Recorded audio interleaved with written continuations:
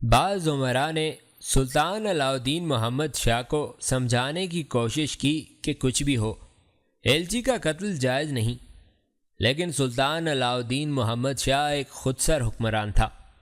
اس نے کسی کا کہا نہ مانا۔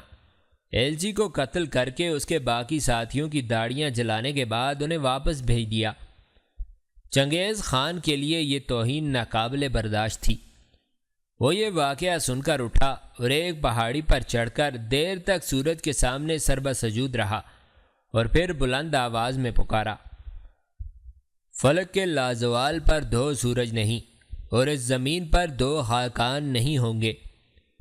چنگیز خان اور خوارزم شاہ میں جنگ ناگزیر ہو چکی تھی، لیکن چنگیز خان کو خوارزم کی افواج سے زیادہ اس بات کا خدشہ تھا کہ سورج پرستوں کے خلاف اگر خدا پرست متحد ہو گئے تو اسے سرائے گوبی کے ویرانوں میں بھی پناہ نہ ملے گی۔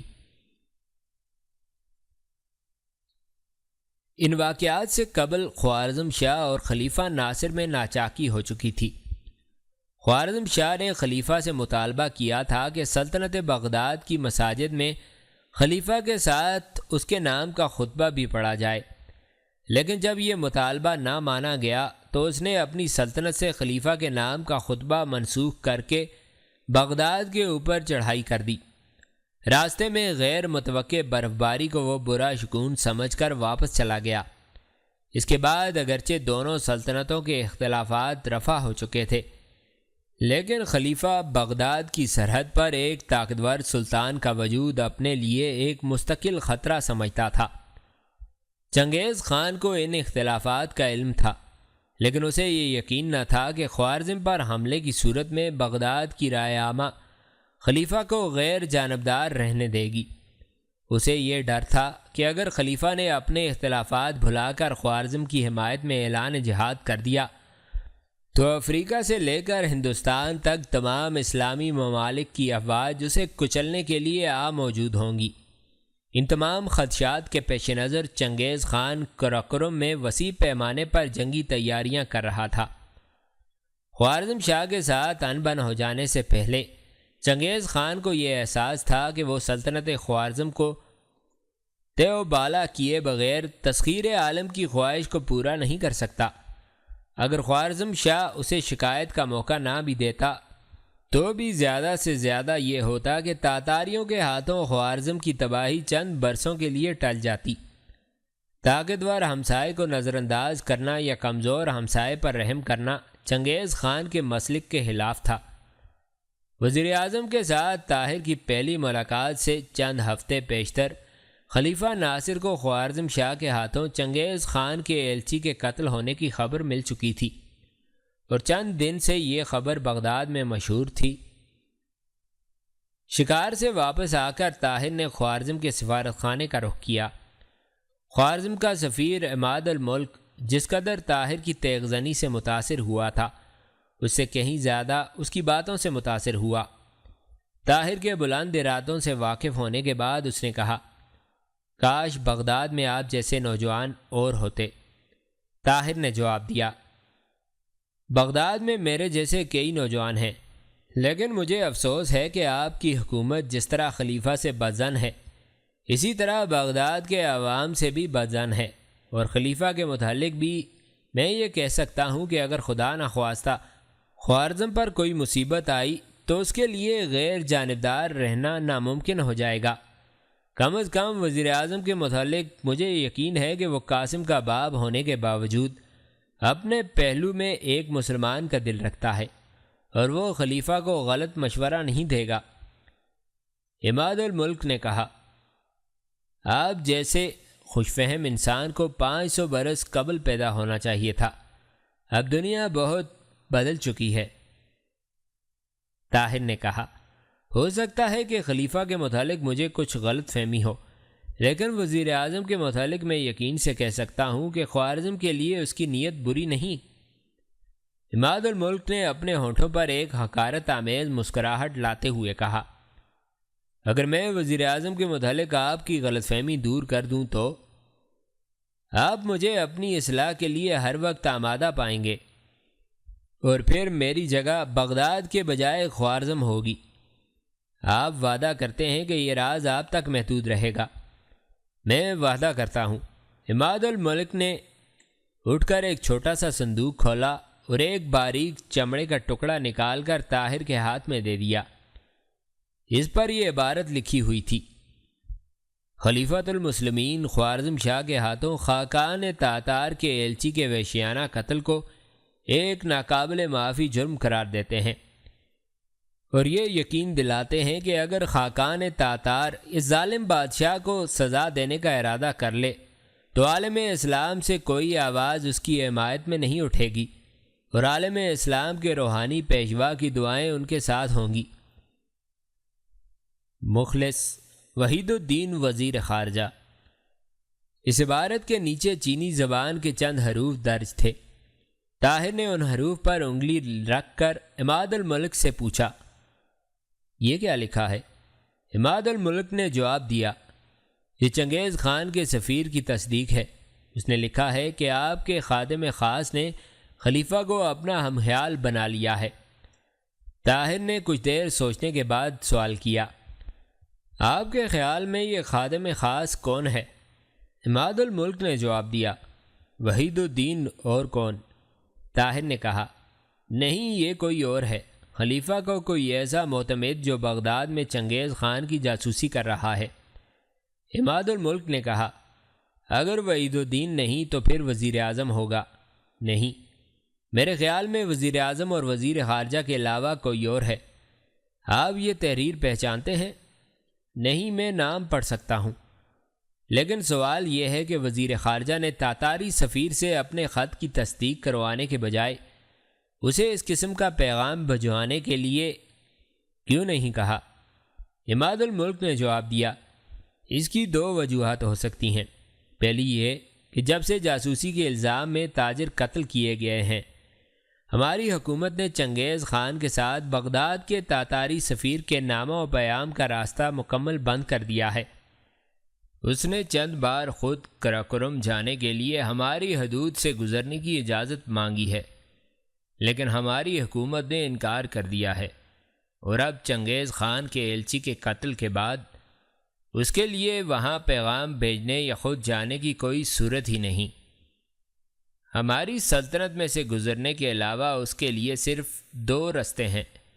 پہلا یہ کہ وہ مغرب کے ممالک سے گزرتا ہوا روس کا رخ کرے، اور پھر روس کے ان ناقابل عبور راستوں سے گزرے جن کے باشندے حال ہی میں تاتاریوں کی صفاقی دیکھ چکے ہیں۔ وہ کسی تاتاری یا ان کے ایلچی کو اس کا حسب و نسب پوچھے بغیر قتل کر دیں گے۔ دوسرا راستہ یہ ہے کہ وہ سمندر کے راستے ہندوستان جائے اور وہاں سے قراقرم کا رخ کرے۔ اس صورت میں اس کے سامنے وہ بلند پہاڑ حائل ہوں گے جہاں سے پرندہ بھی نہیں گزر سکتا۔ طاہر نے پوچھا: یہ تحریر آپ کے ہاتھ کیسے آئی؟ عماد الملک نے جواب دیا: خلیفہ ناصر کی فراست نے ہمیں چوکنا رہنا سکھا دیا ہے۔ انہوں نے اس مہم کے لیے ایک خوارزمی ترک کی خدمات حاصل کی تھیں، اور چمڑا اس کے جوتے کے تلے اندر سی دیا گیا تھا، لیکن ہماری سرحد کے افسر جاسوسوں کو پہچاننے میں بہتر ماہر ہیں۔ سرحد کے گورنر نے ایلچی کو قتل کر دیا ہے، اور اس خط کی نقل سلطان کو اور اصل میرے پاس بھیج دیا ہے۔ خلیفہ کو ان واقعات کا علم ہو چکا ہے۔ میں وزیر اعظم سے مل چکا ہوں، اسے میں نے یہ نہیں بتایا کہ اصل خط میرے پاس پہنچ چکا ہے، میں نے اسے صرف ایک نقل پیش کر دی تھی۔ تو وزیر اعظم نے آپ کو کیا جواب دیا؟ انہوں نے بے شمار قسمیں کھائیں، وزیر خارجہ کو گالیاں دیں، اور مجھے اپنے محل میں بٹھا کر سیدھے خلیفہ کے پاس پہنچے اور واپس آ کر مجھے بتایا کہ خلیفہ نے وزیر خارجہ کو بلایا ہے۔ خلیفہ کا ارادہ ہے کہ اسے محل میں بلا کر گرفتار کر لیا جائے۔ اس کے بعد اسی شام مجھے وزیر اعظم نے دوبارہ اپنے محل میں بلایا اور کہا کہ وزیر خارجہ روپوش ہے اور اس کی تلاش جاری ہے۔ ابھی تک وہ ملا ہے یا نہیں؟ نہیں۔ اور اس کے باوجود آپ سمجھتے ہیں کہ خلیفہ اور وزیر اعظم اس سازش میں شریک ہیں؟ مجھے تو یہ نظر آتا ہے کہ وزیر خارجہ ایک طرف عالم اسلام اور دوسری طرف خلیفہ اور وزیر اعظم سے غداری کر رہا تھا، اور اس کے روپوش ہو جانے کی وجہ بھی یہی ہو سکتی ہے۔ عماد الملک نے کہا، ہو سکتا ہے کہ آپ کا خیال صحیح ہو، اور دوپہر کے وقت خلیفہ کے ایلچی کے اس مطالبے نے کہ آپ فوراً میرے ساتھ چلیں اسے شک میں ڈال دیا ہو، لیکن یہ بھی ممکن ہے کہ وہ خلیفہ کے پاس گیا ہو، خلیفہ اور وزیر اعظم نے اپنی بدنامی کے ڈر سے اسے روپوش کر دیا ہو، ممکن ہے اس نے اس شربت کا ایک آدھ گھونٹ پی لیا ہو جسے چکھ لینے کے بعد کوئی شخص خلیفہ کے محل کی بھول بھلائیوں سے زندہ واپس نہیں نکلتا۔ اگر آپ کا خیال درست ہو کہ اس نے یہ سب کچھ خلیفہ یا وزیر اعظم کے حکم سے کیا ہے، تو یہ کیسے ہو سکتا ہے کہ اسے زہر دے کر مروا دیا گیا ہو؟ ایسی اہم مہم کے بعد خلیفہ اسے کسی نیک سلوک کا مستحق نہیں سمجھ سکتا۔ اگر مروانے کی بجائے کہیں چھپا دیا گیا ہے تو اس کی وجہ صرف یہی ہو سکتی ہے کہ خلیفہ اور وزیر اعظم اس معاملے کی کھلی تحقیقات سے گھبراتے تھے۔ میری تسلی کے لیے انہیں یقیناً سزا دینی پڑی، اور اپنی گردن پر جلاد کی تلوار دیکھ کر اسے خلیفہ یا وزیر اعظم کا راز چھپانے میں کوئی مصلحت نظر نہ آتی، وہ سب کچھ بتا دیتا۔ طاہر نے کہا، آپ تصویر کا صرف ایک رخ دیکھتے ہیں، آپ یہ کیوں نہیں سوچتے کہ یہ سازش صرف وزیر خارجہ کی تھی اور وہ سزا کے خوف سے چھپ گیا ہے؟ میں اس بات کے امکان سے انکار نہیں کرتا، لیکن حالات نے ہمیں ہر بات کے تاریک پہلو کو دیکھنے پر مجبور کر دیا ہے۔ طاہر نے کہا، آپ کو مجھ پر اعتماد ہے؟ عماد الملک نے جواب دیا، آپ پر اعتماد کرنے کے لیے یہ جاننا ہی کافی ہے کہ آپ ایک بہادر نوجوان ہیں، ایک مجاہد کے بیٹے ہیں جس شخص کے ایمان کی شہادت صلاح الدین ایوبی کی تلوار دے رہی ہو۔ میں اس کے خلوص پر شبہ کرنے کی جرات نہیں کر سکتا۔ آپ کو یقین ہے کہ چنگیز خان خوارزم پر حملہ کرے گا؟ اگر وزیر خارجہ کا یہ پیغام اس کے پاس پہنچ چکا ہو تو شاید اب تک اسے حملہ کر دینا چاہیے تھا، اور اگر وزیر اعظم کی طرف سے اسے یہ پیغام مل جائے کہ حملے کی صورت میں بغداد کا ہر مسلمان خوارزم کے جھنڈے تلے جمع ہو جائے گا تو مجھے یقین ہے کہ چنگیز خان کو عالم اسلام کی طرف آنکھ اٹھا کر دیکھنے کی جرت بھی نہیں ہوگی۔ اگر میں وزیر اعظم سے ایسا پیغام حاصل کر لوں تو کیا آپ خوارزم کی حدود عبور کرنے میں میری مدد کریں گے؟ میں وزیر اعظم کے ہر اقدام کو شک و شبہ کی نگاہ سے دیکھوں گا، لیکن اگر آپ ایسا پیغام حاصل کر سکیں تو مجھے یہ اطمینان ہوگا کہ قراقرم پہنچ کر ایسے پیغام کا مفہوم بدل نہیں جائے گا۔ لیکن آپ اس بات کی توقع کیوں رکھتے ہیں کہ وزیر اعظم ایسا پیغام بھی بھیجیں گے اور آپ کو ایلچی بھی بنائیں گے؟ اس سوال نے طاہر کو ایک لمحے کے لیے بدحواس کر دیا۔ اس کے دل میں شک پیدا ہو گیا کہ اگر اس نے یہ بتا دیا کہ وزیر اعظم اسے چنگیز خان کے پاس بھیجنے کا ارادہ ظاہر کر چکا ہے تو عماد الملک کے شکوک بڑھ جائیں گے۔ اس نے جواب دیا، میں وزیر اعظم سے یہ مطالبہ کروں گا، اگر اس نے انکار کیا تو میں بغداد کی جامع مسجد میں یہ اعلان کروں گا کہ خلیفہ اور وزیر اعظم عالم اسلام کو چنگیز خان کے پاس فروخت کر چکے ہیں، اور آپ دیکھیں گے کہ میری یہ آواز بغداد کے ہر بچے اور بوڑھے کی آواز بن جائے گی۔ میں آپ سے خوارزم سے گزرنے کی اجازت صرف اس وقت طلب کروں گا جب آپ کو وزیر اعظم کی تحریر دکھا دوں گا۔ عماد الملک نے جواب دیا، میں وزیر اعظم کی تحریر دیکھے بغیر بھی آپ کو اجازت نامہ لکھ کر دینے کے لیے تیار ہوں۔ طاہر نے اٹھ کر اس کے ساتھ مصافحہ کرتے ہوئے کہا، نہیں ابھی نہیں، میں وزیر اعظم سے ملاقات کے بعد آپ کے پاس پھر آؤں گا۔ طاہر عماد الملک کے مکان سے باہر نکلا تو سڑک پر زید آتا دکھائی دیا۔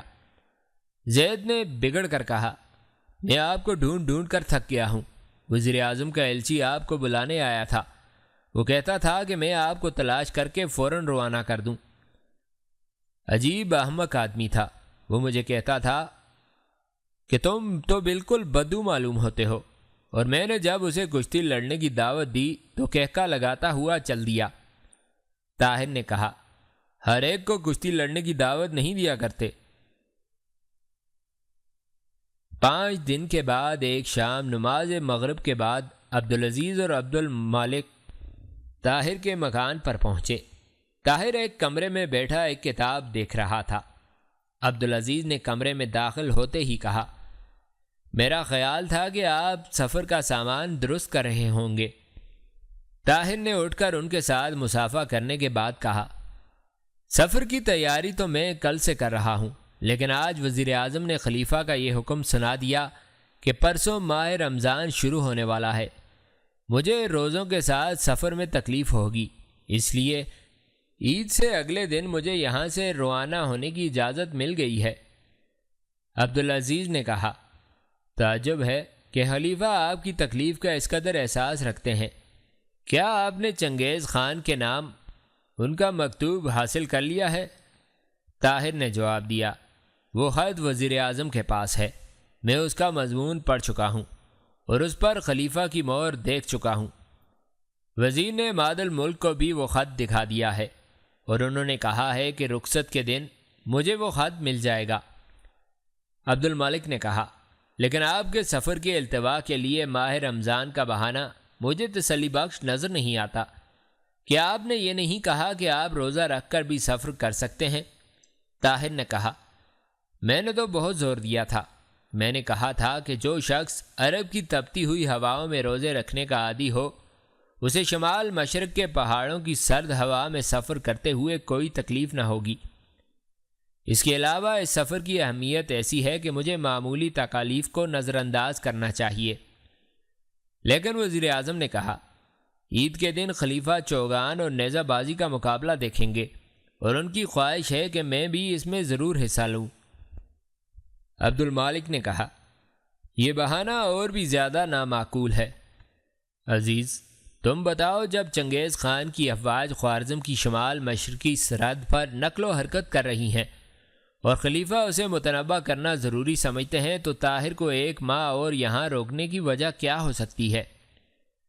عبدالعزیز نے اپنی کشادہ پیشانی پر ہاتھ پھیرتے ہوئے کہا، خلیفہ اور وزیر اعظم کی مصلحتیں سمجھنا آسان نہیں۔ ہو سکتا ہے کہ رمضان کے آخر تک وہ اپنا ارادہ بدل دیں۔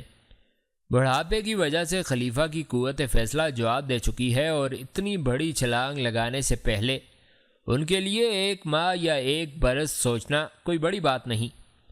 ہاں، مجھے ایک بات کا خدشہ ضرور ہے۔ طاہر، تمہارے ساتھ اور کون جا رہا ہے؟ طاہر نے جواب دیا، میں نے تم دونوں کے متعلق کہا تھا، لیکن وزیر اعظم نے میرے ساتھ اتفاق نہیں کیا۔ انہوں نے یہ کہا کہ میں اپنے ساتھ 3-4 نوکر لے جا سکتا ہوں۔ عبدالعزیز نے سوال کیا، ان نوکروں کا انتخاب آپ کی مرضی پر چھوڑ دیا جائے گا یا وزیر اعظم اپنی پسند کے آدمی بھیجیں گے؟ طاہر نے جواب دیا، یہ خدشہ خوارزم کے سفیر نے بھی ظاہر کیا تھا کہ میرا کوئی ساتھی وہاں جا کر خلیفہ کی طرف سے کوئی اور پیغام نہ سنا دے، لیکن میں نہیں سمجھتا کہ خلیفہ کا خط دیکھنے کے بعد چنگیز خان کسی معمولی آدمی کی بات پر اعتبار کر لے گا۔ اس کے علاوہ احتیاط کے طور پر عماد الملک راستے کی چوکیوں کو مطلع کر دے گا کہ اگر میرے سوا کسی اور کو تلاشی لیے بغیر چھوڑا نہ جائے، میں خود بھی ان کی دیکھ بھال کرتا جاؤں گا۔ عبد المالک نے کہا، اگر ان میں سے کسی نے تاتاری سفیر کی کوئی نشانی وہاں جا کر پیش کر دی تو؟ طاہر نے کہا، آپ اس کی فکر نہ کریں، میں نے یہاں تک انتظام کر لیا ہے کہ مملکت تاتار میں داخل ہونے سے پہلے ان کا لباس اور جوتے تک تبدیل کر دیے جائیں۔ عبدالعزیز نے کہا، لیکن پھر بھی آپ ہوشیار رہیں، کہیں ایسا نہ ہو کہ خوارزم کی حدود عبور کرنے کے بعد آپ کسی سرائے میں رات کے وقت سو رہے ہوں اور جب صبح کے وقت بیدار ہوں تو آپ کے ساتھی خلیفہ کے خط سمیت غائب ہو چکے ہوں۔ آپ انہیں تلاش کرتے رہیں اور وہ کراکرم پہنچ چکے ہوں۔ طاہر تھوڑی دیر کے لیے سوچ میں پڑ گیا۔ بالآخر اس نے کہا، آپ فکر نہ کریں، انہیں کم از کم یہ احساس ضرور ہوگا کہ وہ میرے بغیر واپس نہیں آ سکیں گے، لیکن یہ بھی ہو سکتا ہے کہ انہیں کراکرم کی آب و ہوا بغداد سے زیادہ پسند آ جائے، اس لیے کم از کم زید کو ضرور ساتھ لیتے جائیں۔ طاہر نے جواب دیا، زید کو میں گھر کی حفاظت کے لیے یہاں ٹھہرانا ضروری سمجھتا ہوں۔ آپ اطمینان رکھیے، یہاں سے خواہ میرے ساتھ کیسے ہی آدمی کیوں نہ جائیں، وہ ایک منزل طے کرنے کے بعد خلیفہ یا وزیر اعظم کی بجائے میرے زیر اثر ہوں گے۔ اگر انعام کی ہوس کسی آدمی کو غدار بنا سکتی ہے تو زیادہ انعام کی ہوس اسے راہ راست پر بھی لا سکتی ہے۔ عبد المالک نے کہا، میں موجودہ وزیر خارجہ محلب بن داؤد کو ایک خطرناک آدمی سمجھتا ہوں۔ دو سال وہ بغداد میں بالکل اجنبی تھا، لیکن چند ماہ پہلے یہ حالت ہے کہ دن میں ایک بار خلیفہ سے اس کی ملاقات ضرور ہوتی ہے۔ وحید الدین کے روپوش ہونے سے پہلے وہ اس کا نائب تھا، لیکن عجیب بات یہ تھی کہ وحید الدین سے زیادہ خلیفہ کے ساتھ اس کی ملاقاتیں ہوتی تھیں، اور بعض ملاقاتوں میں وہ چنگیز خان کے سفیر کو بھی اپنے ساتھ لے جاتا تھا۔ اس لیے بہتر ہوگا کہ اس کا کوئی آدمی آپ کے ساتھ نہ جائے۔ طاہر نے کہا، میں اس بات کا خیال رکھوں گا۔ کیا آپ کو معلوم ہے کہ محلب بن داؤد کہاں سے آیا ہے؟ عبد المالک نے جواب دیا، یہ کسی کو معلوم نہیں، لیکن کہا جاتا ہے کہ اس کے پاس بے پناہ دولت ہے اور خلیفہ اور شہزادہ مستنصر کو بیش قیمت تحائف پیش کر چکا ہے۔ صفیہ علی صبح گہری نیند سے بیدار ہوئی۔ کمرے کی دھندلی روشنی میں ادھر ادھر دیکھ کر اس نے مغموم سی صورت بنا کر پھر آنکھیں بند کر لیں۔ آج پھر وہ ایک سہانا سپنا دیکھ چکی تھی۔ آج پھر اس نے دلکش فضاؤں میں پرواز کی تھی، جہاں آزاد پرندے محبت کے گیت گاتے تھے۔ اس نے خاموش نگاہوں سے کسی کے سامنے التجائیں کی تھیں، اور کسی نے ان التجاؤں کے جواب میں یہ کہا تھا، صفیہ، نادان نہ بنو، ہماری زندگی کے راستے مختلف ہیں۔ صفیہ نے اپنے چہرے پر ایک مغموم مسکراہٹ لاتے ہوئے کہا، میرے بدو، تم بہت ضدی ہو۔ وہ دوبارہ آنکھیں کھول کر اٹھی اور دوسرے کمرے میں جا کر وضو کرنے لگی۔ وضو کرنے کے بعد وہ نماز کے لیے کھڑی ہو گئی۔ نماز کے بعد اس نے ہاتھ اٹھا کر دعا کی، اور حسب معمول آج بھی اس کی دعا کا آخری فقرہ یہ تھا، میرے اللہ، اسے ہر آفت سے بچانا۔ دعا ختم کرنے کے بعد صفیہ اٹھ کر اپنے کمرے میں چلی گئی اور دریچہ کھول کر بائیں باغ کی طرف جھانکنے لگی۔ پھر میٹھے اور ہلکے سروں میں ایک گیت گاتی ہوئی دوسری دیوار کے ساتھ قد آدم آئینے کے سامنے جا کھڑی ہوئی۔ اس کی آواز، جو موسم بہار کے پرندوں سے کہیں زیادہ شیریں تھی، آہستہ آہستہ بلند ہو رہی تھی۔ لیکن تھوڑی دیر کے بعد آئینے میں ایک اور صورت دیکھ کر وہ اچانک خاموش ہو گئی۔ اس نے جلدی سے پیچھے مڑ کر دیکھا۔ قاسم، تم؟ قاسم نے مسکراتے ہوئے کہا، صفیہ، تم خاموش کیوں ہو گئی؟ تمہاری آواز؟ صفیہ نے تلخ لہجے میں اس کی بات کاٹتے ہوئے کہا، میری آواز بہت اچھی ہے، لیکن تمہیں چوروں کی طرح میرے کمرے میں آنے کا کوئی حق نہیں ہے۔ تشریف لے جاؤ ورنہ سکینہ کو آواز دیتی ہوں۔ قاسم نے کہا، صفیہ، میں نے کیا خطا کی ہے؟ تم مجھ سے اس قدر نفرت کیوں کرتی ہو؟ اور تمہارے یہ نغمے اگر میرے لیے نہیں تھے تو کس کے لیے تھے؟ صفیہ، مجھے اس قدر نہ ستاؤ، تم جانتی ہو میں تمہیں کس قدر چاہتا ہوں۔ صفیہ نے غصے سے لال پیلی ہوتے ہوئے کہا، قاسم جاؤ، ابھی تک تمہارے دماغ پر رات کی شراب کا اثر باقی ہے۔ قاسم نے غصہ ضبط کرتے ہوئے کہا، صفیہ، تمہیں معلوم ہے کہ میں شراب ترک کر چکا ہوں، لیکن اگر میری کوئی عادت بری بھی ہو تو زندگی کے طویل سفر میں ہم دونوں ایک کشتی پر سوار ہوں گے، اس لیے مجھے اس قدر ناقدانہ نظروں سے دیکھنے کی عادت ترک کر دو، ہم دونوں کے لیے بہتر ہوگا۔ صفیہ نے تنک کر جواب دیا، قاسم جاؤ، میں تمہاری کشتی میں سوار ہونے کی بجائے دریا کے بھنور میں ڈوب مرنے کو ترجیح دوں گی۔ قاسم نے خفیف سا ہو کر کہا، اس قدر سرد مہری ٹھیک نہیں۔ مجھ میں ہزار خامیاں ہوں لیکن میں تمہارا ہوں۔ میں تمہاری ایک مسکراہٹ کے لیے موت سے کھیل سکتا ہوں، آگ میں کود سکتا ہوں، پہاڑوں سے ٹکرا سکتا ہوں۔ میں تمہارے لیے… صفیہ نے اس کی بات کاٹ کر کہا، ہاں رک کیوں گئے؟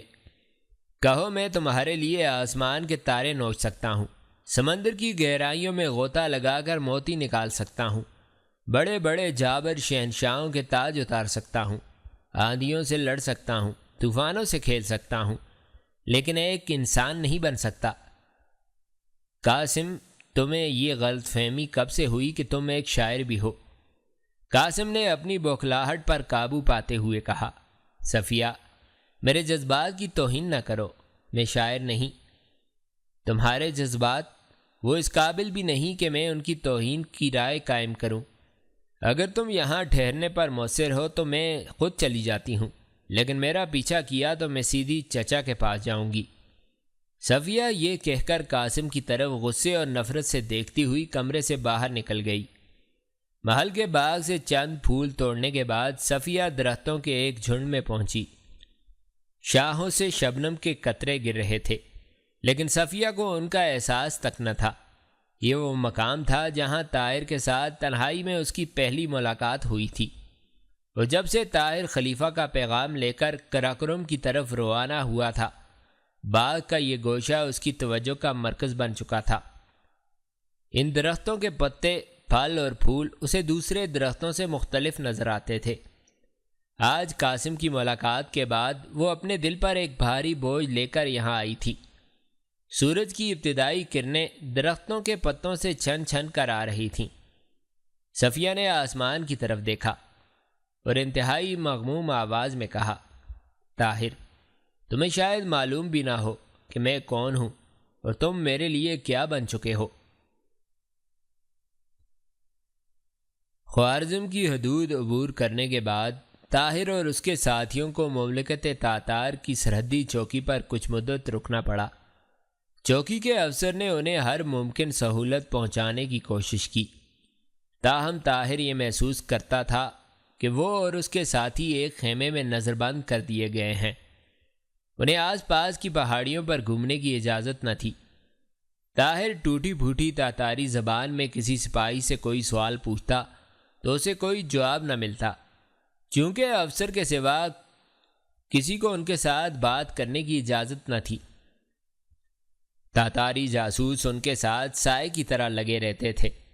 طاہر نے چوکی کے افسر کو بار بار یہ سمجھانے کی کوشش کی کہ وہ چنگیز خان کے نام خلیفہ بغداد کی طرف سے ایک ضروری پیغام لے کر آیا ہے، لیکن اسے ہر بار یہی جواب ملتا، خان اعظم کے پاس پیغام بھیج دیا گیا ہے، ان کی ہدایات ملتے ہی آپ کو روانہ کر دیا جائے گا۔ قریباً 3 ہفتوں کے بعد ایک تاتاری افسر چند سپاہیوں کے ہمراہ اس چوکی پر پہنچا اور اس نے طاہر کی گزشتہ تکالیف پر اظہار معذرت کے بعد بتایا کہ خان اعظم نے آپ کو شرف باریابی بخشا ہے۔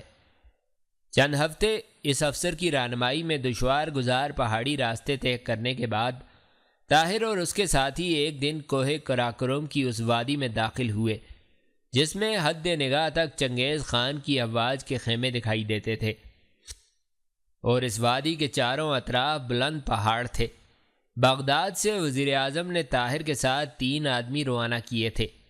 2 ایرانی تھے، جن میں سے ایک کا نام کمال اور دوسرے کا نام ابو اسحاق تھا، تیسرے کا نام جمیل تھا اور یہ عراقی تھا۔ یہ تینوں سفر کے دوران وزیر اعظم کی ہدایات کے مطابق نہایت مستعدی سے طاہر کے احکام کی تعمیل کرتے رہے۔ راستے میں کئی بار ان کی تلاشی لی جا چکی تھی، اس لیے طاہر کو یہ اطمینان تھا اگر ان میں سے کوئی خلیفہ یا وزیر اعظم کی طرف سے کوئی خفیہ پیغام بھی لے کر آیا ہو تو بھی چنگیز خان کو اپنی صداقت کا یقین دلانے کے لیے وہ کوئی نشانی پیش نہیں کر سکے گا۔ لیکن مملکت تاتار میں داخل ہوتے ہی طاہر کو اس بات کی پریشانی ہوئی کہ اس کے ساتھیوں میں سے ابو اسحاق تاتاری زبان میں کافی دسترس رکھتا تھا، اور وہ چنگیز خان کی جائے قیام تک پہنچتے پہنچتے تاتاری افسر سے کافی بے تکلف ہو گیا تھا۔ سفر کے دوران اس نے کئی مرتبہ تاتاری افسر اور ابو اسحاق کو باقی قافلے سے آگے نکل کر یا پیچھے رہ کر نہایت رازدارانہ طریقے سے ایک دوسرے کے ساتھ باتیں کرتے دیکھا تھا۔ خیموں کے اس شہر میں داخل ہونے کے بعد یہاں چنگیز خان اور اس کی افواج تسخیر عالم کی تیاریوں میں مصروف تھیں۔ تاتاری افسر ایک کشادہ خیمے کے سامنے رکا اور گھوڑے سے اتر کر طاہر کو مخاطب کیا۔ آپ اس خیمے میں آرام کریں، میں خان اعظم کو اطلاع دیتا ہوں۔